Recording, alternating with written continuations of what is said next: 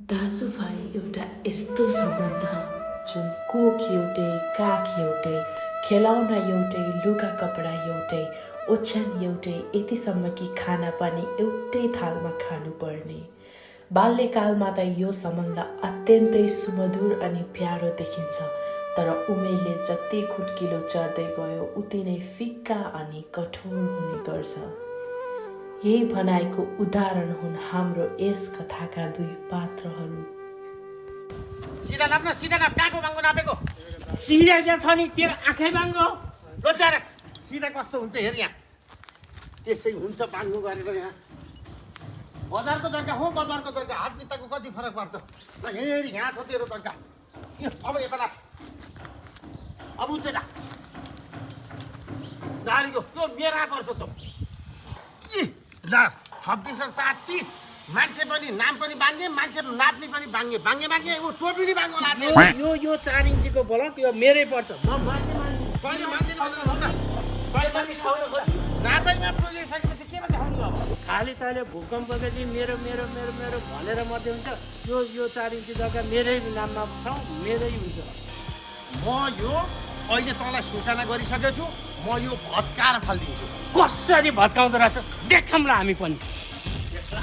राति आएर पनि मैले यो भत्काएरै छोड्छु होइन। यसै गर्छस् भने अब हाम्रो छुट्टो पनि त भइ छोड्छ। जा गर, के गर्छस् गर।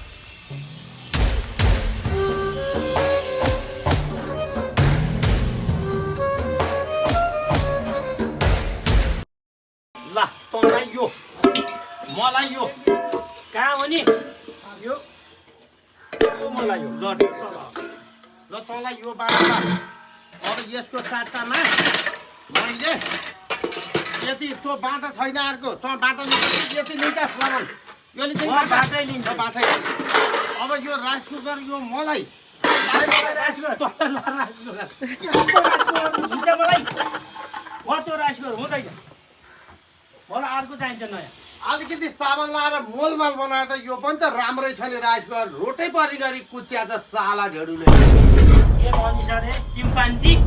ए यो तँलाई बाहिरको मोटरसाइकल मलाई, म हेलमेटै मोटरसाइकल दिन्छु। कहिले यो नमानिसी म त्यो दिन्छु तँलाई। त्यो मोटरसाइकल मलाई सानैबाट यो यस्तै हो। जेमा नि खाने रोग गरेछ म पञ्च भलाद्मी छु। पञ्चा भलाद्मी होइन, तँलाई हेलमेट मैले लिएर मोटरसाइकल कुन भलाद्मीले छुट्याउँदैछ लिएर आइज तेरो पञ्चा भलाद्मी। हामी पनि बाबुले बिलबुक त मेरै नाममा बनाइदिएछ नि। तैँले पाउने भनेको त त्यही हेलमेट मात्रै हो। ल मैले तिमीलाई जोखेर भाग लगाइदिएको छु। यो तँलाई यो तँलाई बराबर छ। ल ठिकै छ। अब पञ्च भलाद्मी भाइले ल्याएर जोडेर पञ्च भलाद्मीले लगाइदिएकोमा म मन्जुर छु। ल भाइ भन् तैँले, तेरो चित्त बुझ्दै बुझ्दैन। ठिकै छ, पञ्च भलाद्मीले लगाएको मैले के भन्छु र? सुन्नु पर्यो, खाना पनि बाँडेर हुन्न, सुन पनि बाँड्न पर्छ। हो खेत पनि बाँड्न पर्यो नि। सुन सबै बाँध्ने बाँडेपछि अब सबै बाँध्ने हो। मेरो बाउलाई सोध्दै देखेर आफू मोटरसाइकल लिएर मेरो बाउलाई हेलमेट दिने। त्यसो हुन्छ। तेरो बाउको ढङ्ग पनि हुनु पर्यो नि मोटरसाइकल चलाउने। न लाइसेन्स छ न केही छ, ढङ्ग चाहिएन। बोलाएर हुन्छ। अनि यो त ढेउडु हो।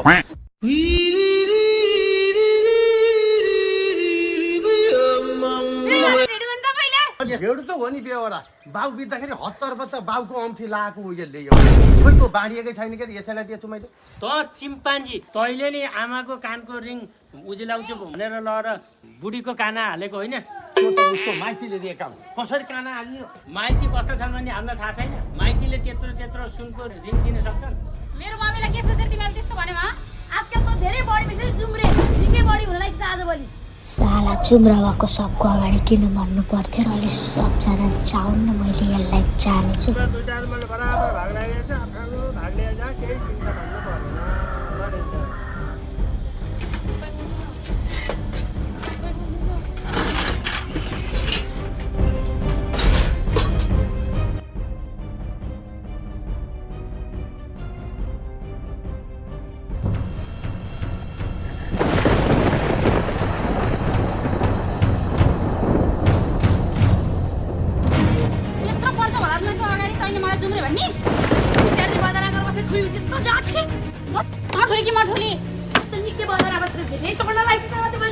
दिने सिधै निकालिदिन्छु नि।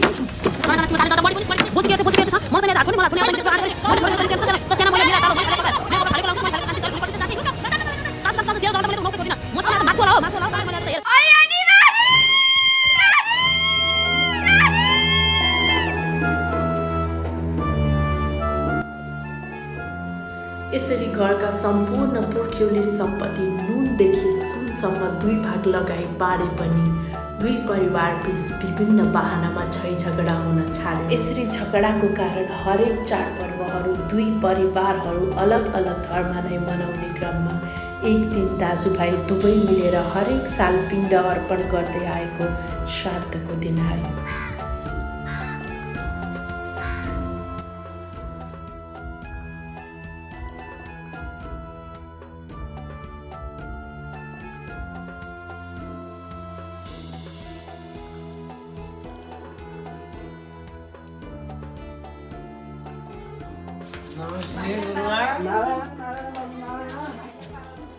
गुरुबाले चिया सिया ल्याऊ बनाएर नानी हो। सधैँ दुई भाइ हुन्थ्यो, घरभरि मान्छे हुन्थे। आज त एक्लै छौ, के भयो त्यस्तो कारण श्राद्ध गर्नलाई? हो के रे गुरुबा, एकोरो रोटो पाक्दो रहन्छ। अब त्यही बाउको सम्पत्ति पनि एका जग्गामा झगडा गरेर मेरो र तेरो भनेर पञ्च भलाद्ने बोलाएर बराबर गरेर औँस दियो। अनि त्यसपछि आएर अब भाइ आउला नि भनेको त आज श्राद्ध आउँदै आएन, के गरेछ मलाई थाहा छैन। तेरो घर म टेक्दा पनि टेक्दिनँ भनेर गयो। म अचम्म मानेको छु गुरुबा। हिजो जन्माएर काखमा लिएर हिँडेको भाइ मेरो घर टेक्दिनँ भन्छ अरे। त्यसको घर नटेके नि पुग्छ मलाई गुरु। बुवाको पालाका पण्डित उसको घर गए नि बजारमा पण्डितको कमी छैन। हजुर आइहाल्नु। ल अब सुरु गर्नुहोस्। जहाँ अब एकाध जग्गाको लागि कुरो बिगारेर दाजुभाइ छुट्टिने कुरा गर्यो, हेलमेट मलाई दिएर आफूले मोटरसाइकल लिएर जाने कुरो गरेर नि हुन्छ गुरु। त्यो भएको हुनाले आफ्नो आफ्नो गरियो। अब सुरु गर्नु। त्यसको दैला नटेके नि बामाको श्राद्ध म गर्छु। पितृ जस्ता ठुला को छन् र गुरु? त्यो धेरै कुराहरू नगर्यो नि कुराहरू राम्रो हुन जान्छ। कुरा गर्दै गर्ने एकै तातो रिस नदेखाउँ।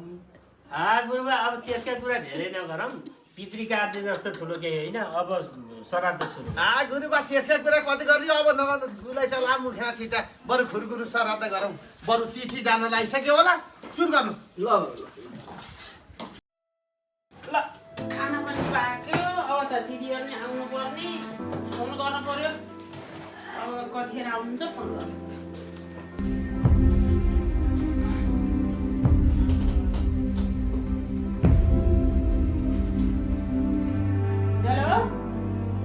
हेलो पार्वती बोलेकी हौ? दिदी दर्शन कतिखेर आउनु त नि? श्राद्ध पनि हुँदैछ, खाना पाकिसक्यो। आउनु अब सबै भएर रमाइलो गरेर बसौँला। भन त भन्यो के अरे पार्वती। अब तिम्रो आए उता भाइ रिसाउने। अब कसो गरौँ हामी त खै कतै पनि नाम गयो कोही आइएन भयो अहिले त।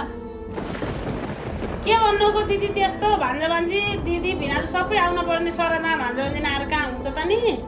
ल भयो हामी त कसै पनि आएनौँ। यता गयो उता रिसाउने, उता गयो उता रिसाउने। दाजुभाइ अब त्यस्तो मिलेन के अरे। अब भयो हामी त आएनौँ है, नरिसाऊ हामी त आएनौँ भयो।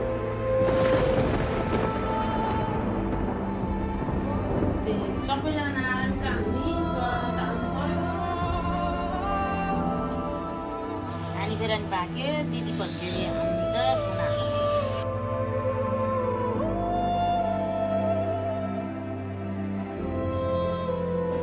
दिदी कतिखेर आउनुहुन्छ? खाना त पाक्यो, तयारी भयो खाना। छिट्टो गरेर आउनु है। कतिखेर आउनुहुन्छ भने फोन गरेको हजुरलाई मैले। अब बामा नि खुसी हुनुहुन्न के अरे। अब तिमीले यता छुट्यौ, त्यही भएर हामीलाई पनि खुसी छैन। हामी कतै पनि आएनौँ। ल नरिसाऊ हामी त आएनौँ। ल अब के भन्नुको त्यस्तो आम दिन भन्नु छ त। पितृ देवताले हामीलाई के भन्छन्? यता नगयो उता रिसाउने, उता गयो उता रिसाउने। ल हामी त आएनौँ भयो। भान्जा भान्जी आउनु। के भन्नुको यहाँ खाना पकाइसकेँ मैले। होइ नै हो के भन्नुको।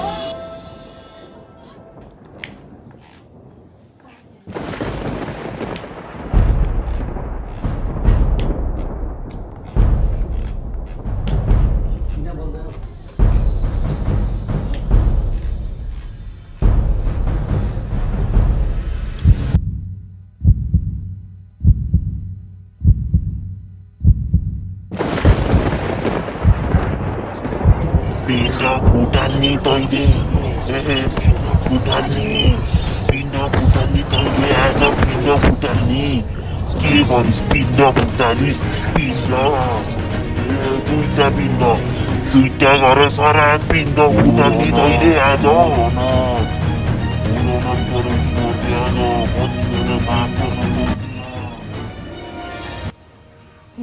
के भयो नि आज मलाई यस्तो आजसम्म नभएको पिण्ड फुटाल्नाले मेरो शरीरमा यस्तो असर देखियो।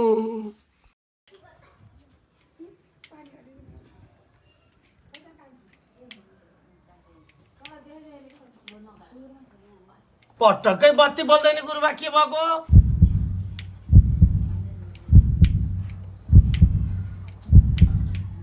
मैले त सकिनँ गुरुबा बत्ती बाल्न। यो बत्ती बाल्नु त तपाईँले? म बालिहाल्छु म त अचम्मै भयो। यस्तो त कहिले पनि भएको थिएन। के भएको रे पण्डितलाई? हाम्रो त विधि पङ्सै मचियो भएको छ। के भयो?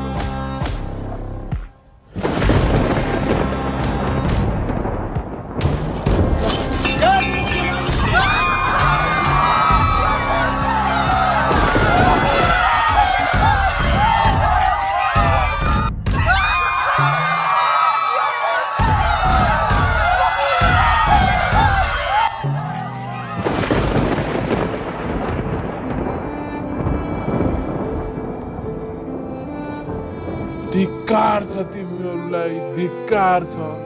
म जिउँदै हुँदा त मलाई एक छाक मिठो मुखले खान दिएनौ। आज म मरिसकेपछि पनि कता बाले खान्छ भनेर चिन्ता लागेर दुई ठाउँमा मेरो पिण्ड भाग लगाइदियो।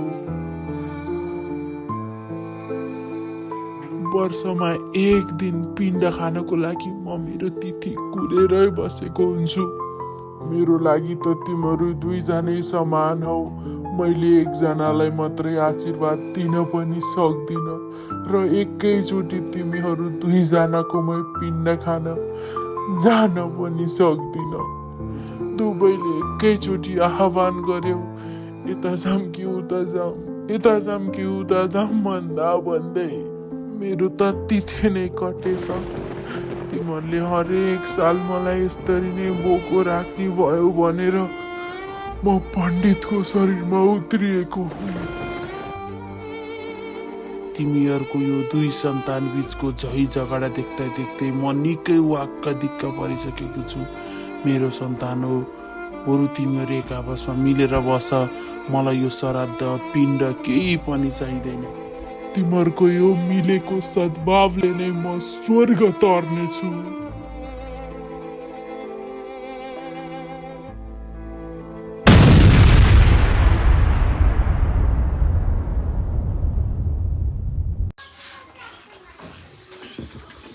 के भयो यस्तो, के भयो यस्तो घोर अथयो? तपाईँहरू भाइ फुटेर पिण्ड फुटेर बाह्र मसँग चढ्नु भयो यस्तो के गर्नुभयो यस्तो हजुरले? हामी जति झगडा गरे पनि पिण्ड नफुटाल्न पर्ने रहेछ। पितृ आएर त्यस्तो गर्नुभयो। र बाबुहरू तपाईँहरू मिलेर एकजुट भएर श्राद्ध गर्नुपर्छ। यसरी पिण्ड फुटाल्नु हुँदैन, पाप लाग्छ। ओ गुरुबाले सही कुरो भन्नुभयो भाइ। त्यो कुरो त मलाई पहिल्यै थाहा थियो नि यस्तो हुन्छ भन्ने कुरो। अबबाट हामी मिलेर गर्नुपर्छ। होइन त्यो कुरो त अहिले बाले भनिहाल्नु नि त। पितृलाई पिण्ड फुटालेपछि पितृ कहाँ जाम भनेर कसै कहाँ पनि आउनुहुन्न भन्ने कुरो ऊ त पहिला पनि थाहा थियो नि त। आखिर स्वयं बुवाले है भनिसक्नु भयो। अब हामी दाजुभाइ मिलेर छर छिमेक इष्टमित्र नाता गोता ज्वाइँ भान्जी इष्टमित्र बोलाएर एकै ठाउँ भाइ कहाँ गऱ्यो नि दाइ कहाँ गऱ्यो नि एकै ठाउँ यो पितृको पूजा गर्ने। अब जतिसुकै भए पनि आफ्ना गल्ती भयो नि मेरा गल्ती भयो नि, किनभने एउटै घरको परिवार भएपछि एउटै ऐनाको अल्टो पनि नठोसी बोल्दैन भन्छन्। अब ती पुराना कुरा बिर्सेर अब नयाँ कुरातिर लाग्दाखेरि हाम्रा पितृहरू पनि खुसी हुने भएपछि भाइ अब मिलेरै जाम हामी। यो कुरो कस्तो लाग्यो? मिलेर गरौँ। ल पितृको पितृ देवताको पितृ देवताको बाले भन्नुभएको थियो मरेर लाने केही रहन्छ जिन्दगीमा। अब हामी सबै मिलौँ, हामी मिले पितृ पनि खुसी, हामी पनि खुसी, हामी सबै मिलेरै बसौँ, मिलेरै बसौँ, मिलेरै गरौँ। हामी मिले सबै खुसी। दाजुभाइको मनमुटाव जस्तो सानो झगडाले ठुलो पाठ सिकाएर गयो।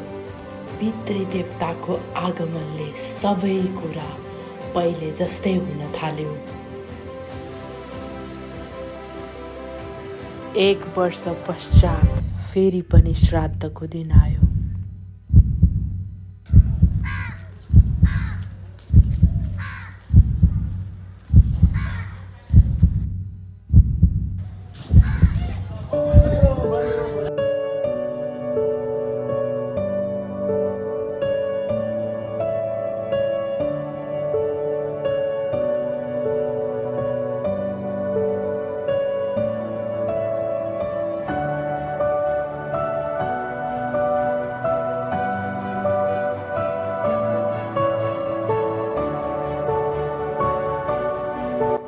त्यस दिनदेखि दाजुभाइ मिलेर श्राद्ध मात्रै नभए हरेक चाड एक अर्कासँग खुसी साटेर मनाउन लागे। आखिर हामी दुईजना दाजुभाइ मिलेपछि त यति रमाइलो हुँदो रहेछ नि। आखिरी चेलीबेट पनि सबैजना, ज्वाइँवानी पनि सबैजना, होइन र? एकदम रमाइलो भयो। हामी दुईटा दाजुभाइ मिलेपछि त चेलीबेटी नै खुसी, बाआमा नि खुसी हुनुहुन्छ। कति रमाइलो भयो। जे जस्तो भए पनि श्राद्धमा सबैजना भेट्दा त कति रमाइलो हुने है। भाँडै मान्दा भए पनि अति रमाइलो हुने हुन त है भाइ।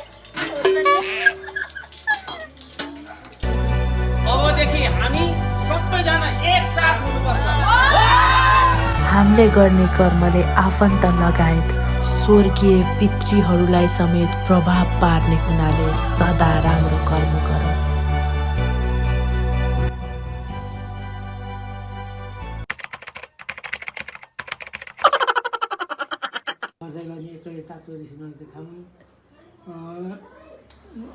आज गणेश चौथीको गणेशको पूजा गर्नुपर्छ।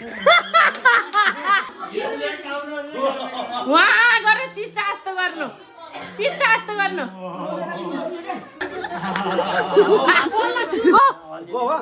ल सुरु अबहरू दाजुभाइ मिलेर उस गरेर चाड गर्नुपर्छ। नमस्कार दाइ।